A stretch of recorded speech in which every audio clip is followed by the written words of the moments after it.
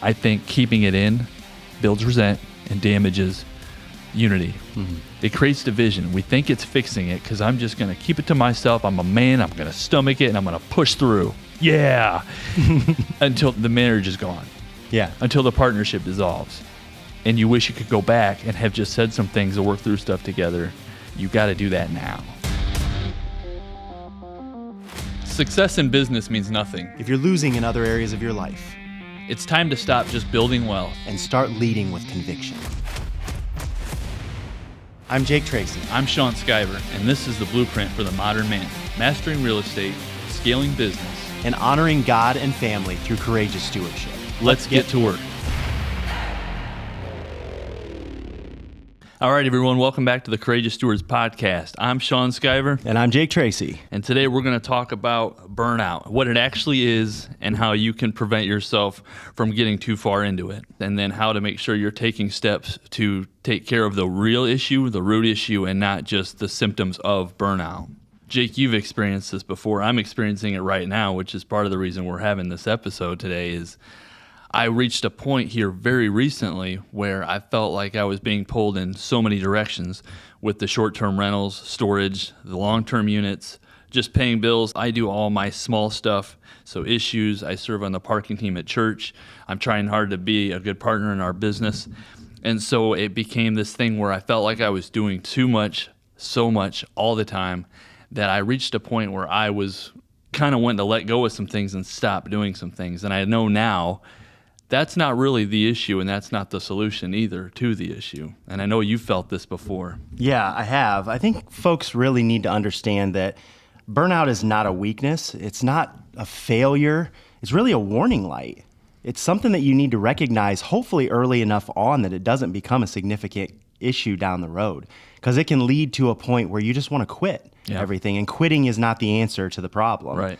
And so if you can recognize how to put certain activities in place in your own life or lack thereof, less activity in some areas, it really can help you to avoid burnout. Yeah. Everybody has moments of being tired, being exhausted, feeling like, geez, that was a insane week. I'm glad that one's over. I'm ready to get some rest over the weekend, that kind of thing. That prolonged over a really long period of time can lead to what turns into, I just want to quit everything. Yeah. And that's what you want to try to avoid. You want to get away from that. You can have too much of the tired. There's nothing wrong with losing a night of sleep or being a little tired the next day and pushing through it like most people do. But like you were saying, you get to a point where it becomes structural to what you're trying to accomplish and what you're trying to do. And so we push through tired until, like you said, it becomes the other one. Yeah. And so there's just this, you have to recognize that burnout is like a chronic depletion. That's what I was going to say. It's been going so long, so much that it's a chronic depletion, and we all want to rush out and try to fix it with a weekend or an overnight getaway, and we think that we're good. And you may even feel better and come back, but if you dive back into it without really, it's a trickle. You've got to keep serving that part of you, whatever that is, to recharge. Mm-hmm. But when it comes down to like how it shows up in business, what does that look like? You know, I think really they kind of bleed over. I think what it really comes down to is going too many directions all at the same time. I feel like narrowing your focus down to being just a few things. The saying goes, if you try to do everything, you're never going to be great at anything. Yeah. And I see burnout as trying to do everything yourself for a long period of time, not allowing others to maybe necessarily pour into your life and encourage you and help you. You know, a lot of times in our culture, when somebody comes to you and says, hey, I'd like to help you with something, the natural reaction is to say, no, don't worry about that. I don't want to take up your time. I don't want to be a burden to you. I'll take care of it. It's okay. I thank you, but no, don't worry about that. And really the proper reaction, in my opinion, is they're asking you to help you because they want to help you. Okay, so allow them to. I'll remember that, Jake. Yes, I do that with you a lot. You do. You're always reaching out to help when I'm feeling a little bit overloaded, and it's like I'm always telling you, like, I'm good right now. I'm good. I'll get through it. And that is most. It is. I don't want to burden you. Reaction, yeah, I don't want to burden you with it. It's not just you. It's everybody. It's the mentality of, it's kind of the American way these days. It's like, no, I don't need anybody else's help. I can do this myself, and I'm going to continue to do it. You just get to a point where you can't do it anymore, and that's what creates burnout. Yeah. So what are those, like, we're looking, there's symptoms that start to show up. And I think you wanted to touch on that. What do those look like when they start to come up? Yeah, I pulled out 4 symptoms that I think are key to hone in on a little bit. And those 4 are going to be irritability, loss of vision, dread of the tasks that you're performing daily, and then numb decision making. Yeah. So irritability, I think, we kind of get into like a pattern of doing what we're doing and then getting frustrated with those around us or angry with the thing that we're doing and not really realizing that we're even doing that. Maybe after we get frustrated, we look back and go, wait a minute, why was I frustrated about that? And it's unfortunate. And I took it out on somebody that I shouldn't have. That's the worst part of it. Like when I was irritable, even in this recent season here, it was manifesting at my house with my family. I'm like, wait a minute, what?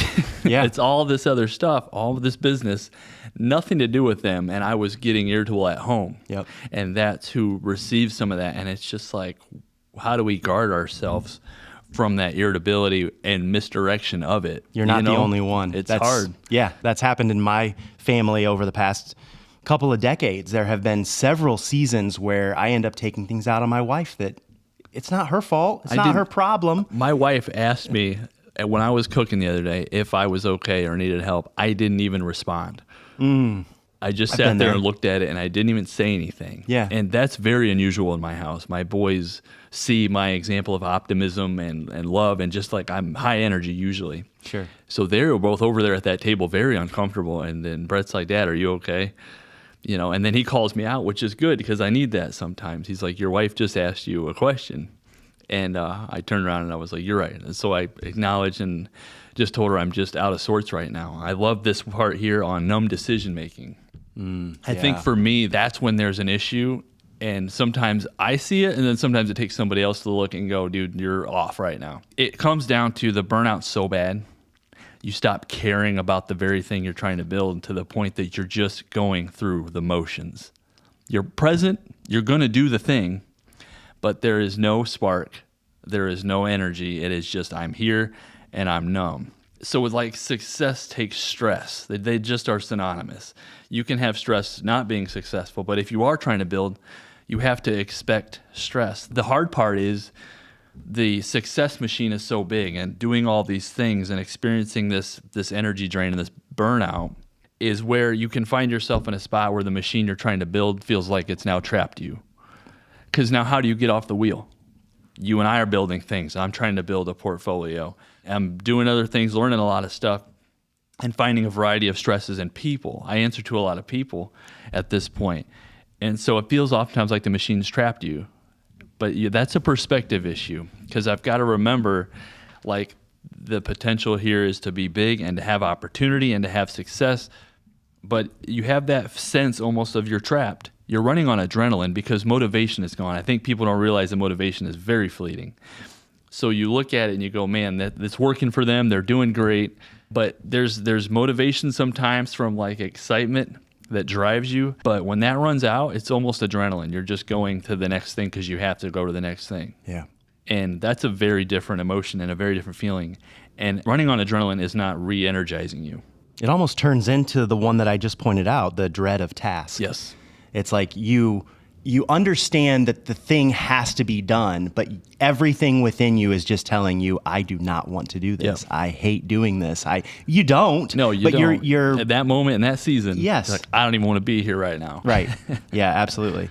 That actually kind of brings up an interesting story. I know this is something that you've kind of been challenged with here recently, and I have in the past several times where I got to a point where I wanted to wash my hands of everything and be done with all that had been built, all that I was being asked to steward. I was willing to just throw it away because I was so depleted and just exhausted from the process. But we had awesome guests on several weeks ago, and I noticed when you walked through the door that you were just tired. You were done. You were like kind of spaced out, and I was zoned out. It was hard for you to kind of concentrate or focus or answer, like be engaging in the conversation that was being had.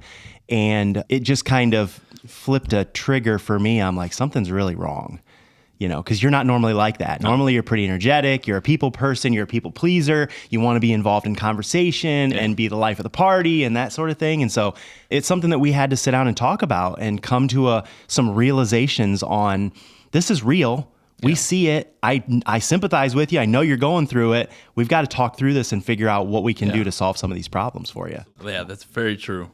Very true. Do you remember what the moment was when you knew like something was really wrong? I think there was a couple. The one was zoning out so hard at home when I'm in my place of rest that I'm mistreating the people that I love the most. Yeah. And the other one was I started quitting some of the things that I was doing to build what I prayed for. Like, I think what I need to reframe my mind around is, I think I texted you the other day, is I'm being stretched for success. I'm being stretched in the success. Yeah. I'm finding a degree of it, and now the stretching starts. Like, this is not easy. It's not easy to do and to build and to have the things that you were trying to steward and to be able to have the opportunity to experience. There's a stretching in there. And I have to allow that. I think God is going to put you in valleys, put you in struggles, because he's trying to reframe you. He's got to work through and refine those shortcomings and those weaknesses, basically. And if you'll let him do that work and you'll stay the course and you'll stay true to what he's trying to do with you, on the other side of that is the promise, which sharpens you to become the next part of that thing that he's now doing. I heard it a lot. Like, if you ask for the thing you want and God gives it to you, are you equipped to handle the blessing that you prayed about? Because a lot of people wouldn't be. If I give somebody who's like, I really want to get into investment properties, and I give them 15 doors tomorrow morning, like, are you equipped? To yourself. Well, I kind of did. Which is a great example. Now, it took a year. but if they got 20 doors or if they got 15 doors tomorrow morning, are they equipped? Are they ready? No. Like that. It's that kind of thing. I have to recognize that whatever this struggle is right now, is I'm going to have to go through it, let God do his work, and trust it on the other side as a promise. I've seen several times where it almost becomes the opportunity for breakthrough. Like, breakthrough is on the other side of that exhaustion, that burnout that you're going through right now. Yeah. If you recognize it, take steps back and put things in place to counteract that burnout. And I've been doing small things right off the rip. I've had some great conversations with my wife. You and I have talked. One thing I was doing was I was letting people, anybody call me at any hour of the day and addressing situations right now. Yeah. That's 100 storage units, 25 rentals. Anybody could call me at any time. Well, now I have office hours, so I have a do not disturb on my phone. You can call me, you'll leave a message, but if it's after 5 p.m. or before 8, I'm not dealing with those calls. I've now made a list of my family and friends that can call anytime. They are not on the do not disturb. But that was a great little unload where I feel a little bit better. I've been taking more time to rediscover what my interests and passions really were, which is leadership. I haven't read a leadership book in too long. I need to go back to do that. That energizes me. Yeah. When you see burnout or you're experiencing it, you have to remember that, like, the roots, the things that you think are the issue, which is everything you're doing, is not really the issue. And that's what I want to dive into next, is where the burnout comes from and then how to recenter yourself. So on the outside, that burnout is going to look like, it can feel like identity confusion. We've talked about it before. Like, I am not a real estate portfolio. Right. You know what I mean? I am not a real estate portfolio. I am Sean Skyver. I'm a child of God. I have a heart to be generous, to be kind. I have the gift of just people. I have a gift of relationship, leadership. I have some gifting, family. I have a lot. That is my identity, and I think we lose that sometimes.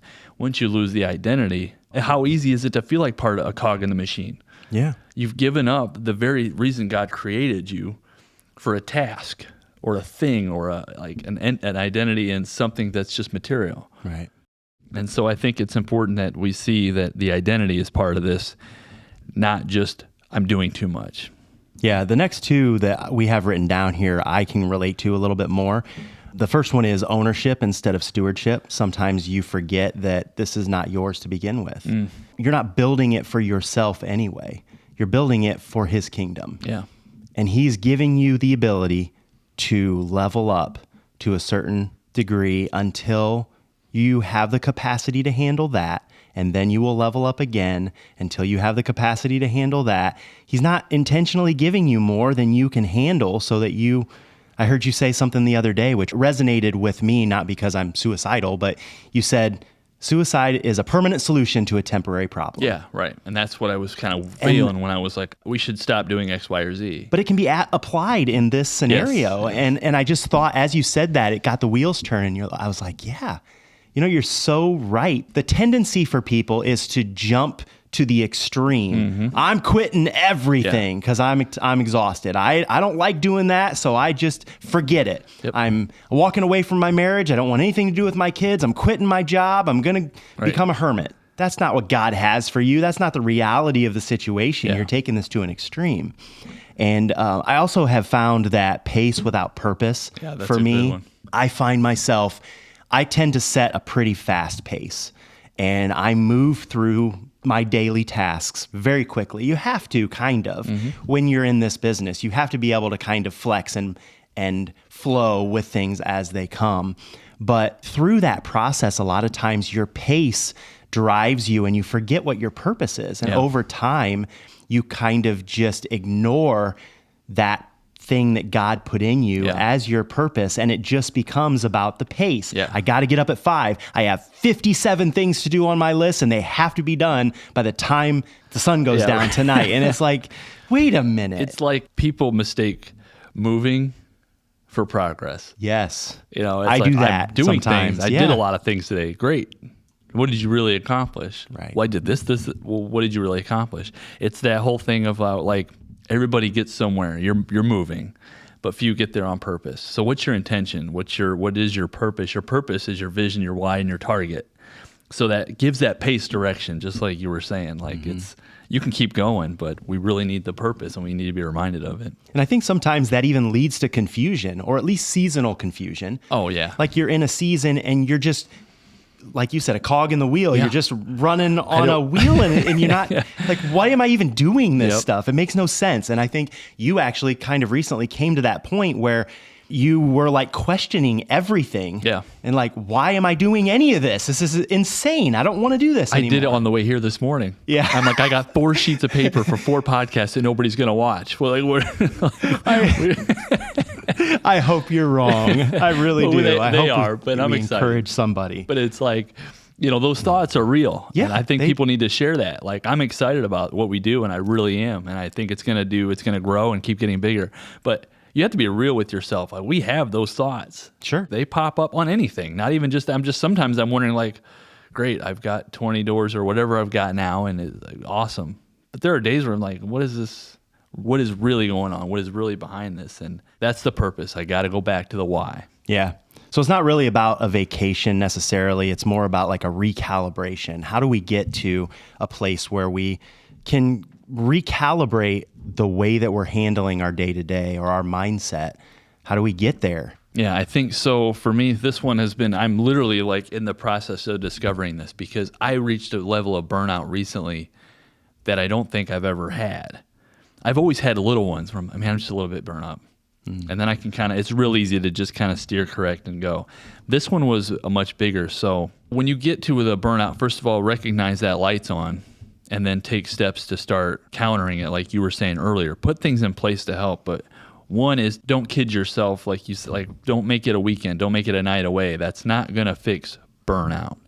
What you need to do is put a strategy together for intentional steps, intentional behaviors, barriers, boundaries, things that will create windows for you. You need an ongoing recovery. You need an ongoing refreshing as you go. Your tank has to be full to pour out. Stop trying to perform recovery. Build it into your actual day-to-day. We talked about it with family. If you're going to put everybody in your calendar, even your wife for date night, well, what about your time? We talk about it with finances. I always tell people, I'm like, invest in yourself first, then pay your bills. So that means take your check, put it steward, tithe, put some in savings, and then pay your bills. You're paying yourself first. Why don't we do that with our time? Our time goes to everybody else.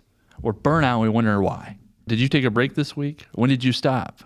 Did you sit down and read that book outside the other day? No. Like, we're not investing in ourselves, so we have to schedule it. And we talked a little bit about returning to your why.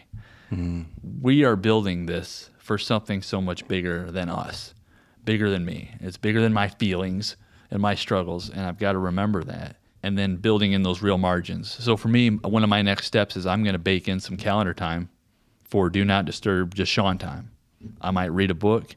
I might go for a walk. I'm just going to do something where I'm not looking at my computer, my phone, or answering calls. And I'm going to unplug and I'm going to recharge. And I think those are important steps you can take. So the thing that you have dealt with is not necessarily going to be the thing that someone else deals with. So I think it's important to preface the points that you made are incredible. I would encourage folks to name what the actual thing is that's wrong first. Figure out, define, how am I losing it here? Yeah. What's the thing that's driving me to the point of total destruction, so to speak? And then you begin to put the pieces in place to counteract that. Yeah. And to your point, every one of those things that you just said are vital to the success of that. I would just encourage people, like, a weekend away on a vacation is not going to fix the core root of the problem. It's nice. I would encourage folks to go with their families on vacation. That's not what we're saying. But define what the problem actually is and then start putting routines in place to counteract those problems on an ongoing basis. Yes, it's a good point, because if you're too general or vague about what the issue is, you'll make it everything. The other day, what I realized was I was like, man, I don't know if I can do this podcast anymore, or if I can do this thing anymore, or if this is really making sense. I had those thoughts. But then what I was starting to look at is, like you said, I started studying really what was going on. Where is the issue? And it was so funny because I found that I get frustrated about certain tasks. Like I got a stack of bills in my inbox, and I'm sitting there writing checks, going online, paying. What I found was that is like literally irritating. Like I'm frustrated. I'm like mad about paying bills. I'm like, oh, this has to go. Somehow or another, this has to go. Yeah. Not this thing that I thought it was, because I'm feeling overwhelmed because I was making it general and vague. I'm starting to isolate things that need to go or that can be handed off that will all of a sudden free up my bandwidth so that I can keep doing the things I like doing that don't frustrate me. But I had to take time to identify what was. So that's a great point, Jake. So the next opportunity leading into what you just said is to bring somebody on. To take on some of those tasks, which we're actually in the process of doing right now. We're working on that. Praise Jesus. Yeah. Come on.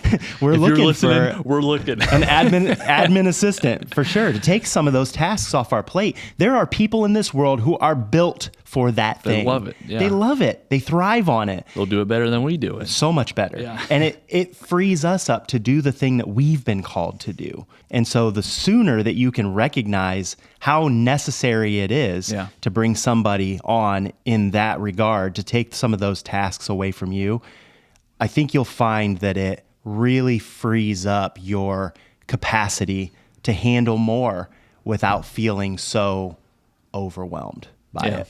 So let me read this scripture. Matthew 11:28 through 30 says, "Come to me, all who are weary and burdened, and I will give you rest." I think that's something, though, that as believers we need to remember, that we rest in Christ. And sometimes we forget that and think we need to do it all ourselves. Yeah, and God is, in the Bible's big on rest and taking rest. Not only resting in Him, because we can tell everybody, surrender it to God, give it to God, but we're people. And so that being in that season of burnout and being like, God, you take this, like He can do it and He will. But recognizing that He's also, Scripture is big on actual rest and taking time to rest. And oftentimes it comes down to that's the missing piece. Yeah. One last thing before we wrap this thing up. You had brought to my attention that you need what you defined as a lightning rod. And I want you to talk about that for a second. Yeah, a lightning rod. I am a people pleaser by nature, and I will keep everything in. And it comes from a pressure of not wanting to let anybody down. If I'm working with you, or we're doing something, and we're going to do it together, and it's going to work, I don't want to let anybody down. And sometimes I feel like just sharing my frustration, venting, and just letting it out oftentimes is a sign that I'm letting somebody down or that I don't have what it takes. So for me, I still have that image of venting as a weakness. And it's like, it's a strength if your lightning rod, the person for which you are venting to, is the right person to vent to. Your lightning rod should be a person that will listen to you and will just ground it. It isn't about writing it down and reporting it or sharing it or even affirming you and being like, you're right, this is all. It's just let me talk, let me vent, acknowledge what I'm saying so that I can get it out of my system. I had just heard this on a sermon, basically message, and he was talking about dead leader running. It was what it was called, great sermon episode. And he was talking about the lightning rod. And so when I watched that sermon episode, I'm like, I wanted to apply some of those things, Jake, and I know you were my lightning rod that morning at the gym, and I felt so much better after that morning. Like I wasn't there yet. I'm still not. I'm still working through some things. But that lightning rod's a big deal. In partnership and in relationship, communication's key. Transparency's key. I think keeping it in builds resent and damages unity. Mm-hmm. It creates division. We think it's fixing it because I'm just going to keep it to myself. I'm a man. I'm going to stomach it and I'm going to push through. Yeah. Until the marriage is gone. Yeah. Until the partnership dissolves. And you wish you could go back and have just said some things to work through stuff together. You got to do that now. Right. So have a lightning rod and share and talk and be transparent. I would also encourage the person who is that lightning rod to recognize whether this person who needs to vent and talk to you about things on an ongoing basis and just be real with you, are they looking for somebody to solve the problem or just looking for somebody to listen to the problem? Be sure to define which of those two that is and lean into the correct one. Because if you are the person who is constantly solving the problem for the other person who just needs to get it off their chest, it's going to be a problem. And if you're constantly sitting there listening and never coming with solutions, and the person who's bringing the problem needs a solution and wants you to help solve their problem, they're not going to continue to make you their lightning rod. It's great to just ask that up front. Do you want me to fix it or do you want me to listen? Fix it or listen. Nothing wrong with that. Absolutely. Is there anything else you want to listen or want to talk about here before we close this baby up? The only last thing I thought about bringing up with this whole idea of burnout and where your energy goes. The misconception in here in success and growth and scaling and just trying to continue to push in to what God has for you, people still want to think about balance. They still want to think that you got to balance it. And I get what they're saying, I do. But I think the example we said quite a while back in one of our other episodes was a fulcrum, where there's a lever and you're a fulcrum. So you're that point in the middle holding everything up. Maybe you got family and friends on one side, work and business on the other. And you want everything to just stay, you think everything's supposed to just stand still while you're right there in the middle balancing. It doesn't work that way. No. So you have to remember that the fulcrum has to move. You are the fulcrum. Move it where God's going to show you where it needs to be. If your family needs you, he's going to say, you got to be over here right now. Slide over. If your family's good and your business is needing you, you need to slide back over to the business side of things. So just remember that you've got to be able to adjust to where it is needed in the season and recognize that even if it's you right now, my season is I've got to figure out some me time, some recovery, some rest. Well, my fulcrum has to move right now. Right. It doesn't have to move forever, but it's got to move right now. So I think that was the last point I really had. That's really good. So for our listeners, please keep in mind that burnout doesn't disqualify you from the calling. Sometimes it actually clarifies your calling. We hope that you've learned something from this and it's an encouragement to you. I know everybody goes through burnout at some point in their life, and we hope that you can take something from this, apply it to your own situation, and come out on the other side, not having quit everything, but having new resolve, new determination to go get the thing that God has qualified only you to accomplish. We love you guys. We'll see you on the next one.